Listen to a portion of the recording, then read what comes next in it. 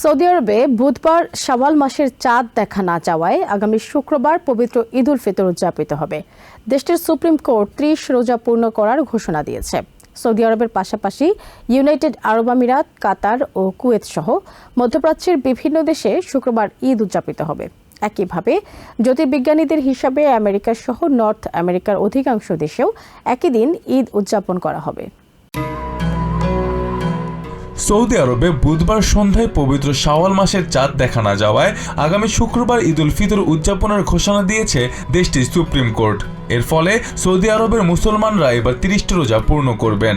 আগামী শুক্রবার সূর্যোদয়ের ১৫ মিনিট পর দেশটিতে ঈদের জামাত অনুষ্ঠিত হবে। গত মঙ্গলবার সৌদি আরবের সুপ্রিম কোর্ট সাধারণ মানুষকে চাঁদ দেখার আহ্বান জানিয়েছিল, তবে নির্ধারিত সময়ে চাঁদ দৃশ্যমান না হওয়ায় রমজান মাস ৩০ দিনে পূর্ণ হচ্ছে।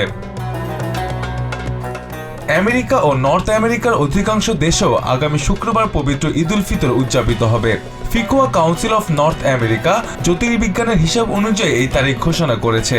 কাউন্সিল জানিয়েছে বৃহস্পতিবার নতুন চাঁদের জন্ম হবে এবং ওই দিন সন্ধ্যায় নিউ ইয়র্ক ও লস অ্যাঞ্জেলেস সহ বিভিন্ন শহর থেকে চাঁদ স্পষ্টভাবে দেখা যাওয়ার সম্ভাবনা রয়েছে।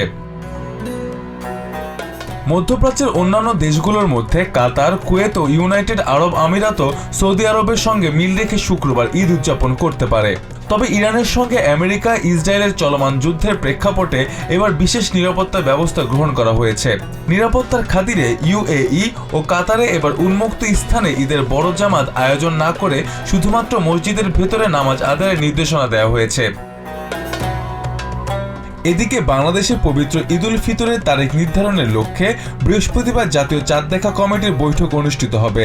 হিজরি বর্ষপঞ্জি অনুযায়ী চাঁদ দেখা সাপেক্ষে বাংলাদেশে সাধারণত সৌদি আরবের একদিন পর ঈদ উদযাপিত হয়ে থাকে। জাতীয় মসজিদ বাইতুল মোকাররমের ইসলামিক ফাউন্ডেশনের সভাকক্ষে মাগরিবের নামাজের পর এই বৈঠক থেকে বাংলাদেশে কবে ঈদ হবে সেই চূড়ান্ত সিদ্ধান্ত জানানো হবে। মোস্তফা আশিকিন আবির, TVN 24 news desk. New York থেকে সম্প্রচারিত TVN 24 টেলিভিশন বিশ্বজুড়ে বাঙালির কণ্ঠস্বর।